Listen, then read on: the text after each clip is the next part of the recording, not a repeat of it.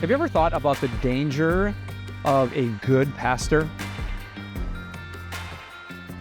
Maybe you are very aware of the danger of a bad pastor, of a greedy pastor, of a hypocritical pastor, of a pastor who's, on a power trip. But have you ever thought about the very real danger of a very good pastor? A pastor whose teaching stirs your heart, a pastor who just gets you, a pastor whose empathy and compassion just draws you in, a pastor whose prophetic, powerful gift to call out cultural flaws, it just fires you up for the kingdom of God. I thank God for good pastors, for amazing podcasts, for preachers I find on YouTube, for preachers I see in my community. But today, I want you to think really carefully about the danger of a really good pastor. In 1 Corinthians, actually multiple chapters, the Apostle Paul had to address this problem. The Christians at Corinth got so attached to certain pastors and certain personalities that good thing became a really bad thing. There was fighting about who was the best pastor. There was divisions, and there were some people, it seems, who wouldn't really listen, maybe wouldn't even go to church if it wasn't their pastor who was preaching. Paul said this in 1 Corinthians 3. He said, "You are still worldly. For since there is jealousy and quarreling among you, are you not worldly? Are you not acting like mere humans? For when one person says, 'I follow Paul,' and another person says, 'Well, I follow Apollos,' are you not mere human beings?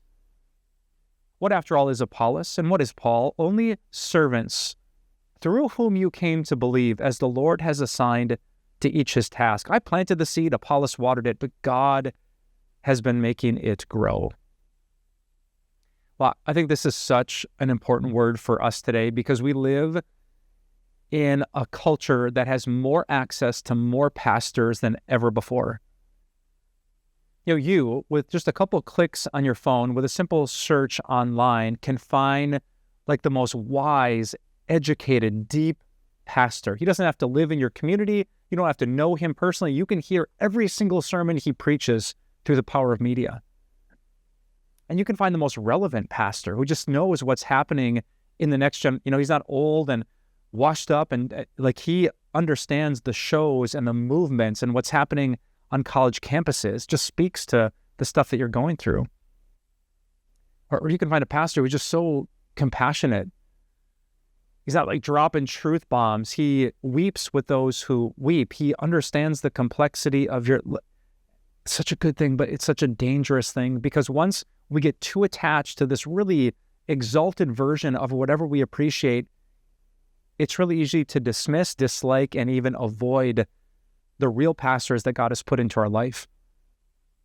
If we like his preaching so much that we won't attend the actual preaching happening in our community, if I'm ignoring a passage like Hebrews 10 to gather together with other believers because, this pastor just isn't as good as Pastor A, B, or C that I watch online, then Paul has something to say. Are you not acting like mere humans? If God has called a man into ministry and he's being faithful, he's preaching sound doctrine, he's giving you sin and salvation, the law and the gospel, your struggles and Jesus as the ultimate solution.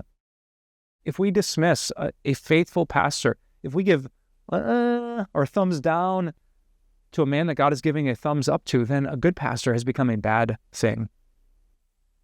The human heart, as some have said, is an idol factory. We can take any good thing, even our best friend, even this country, even our kids, even our pastor, and love it so much that it becomes a God thing, which is a really bad thing. So today in our podcasting world, I just want to warn you that I might seem like garbage compared to your favorite podcast, or you might really connect with my messages and be tempted to dismiss your local minister. Let's avoid that very common temptation. Paul dealt with it seriously in 1 Corinthians. Let's deal with it seriously today. If someone's preaching about Jesus, if the Spirit is using their message to convict and comfort real sinners, let's thank God for such pastors. Let's let good things and good pastors be good and not God, so that we can avoid the bad. Hey, thanks for listening to Taboo Questions with me, Pastor Mike Novotny. You can find even more questions on timeofgrace.org/taboo questions and in my book entitled Taboo, Topics Christians Should Be Talking About But Don't. Just look for the link in the episode notes.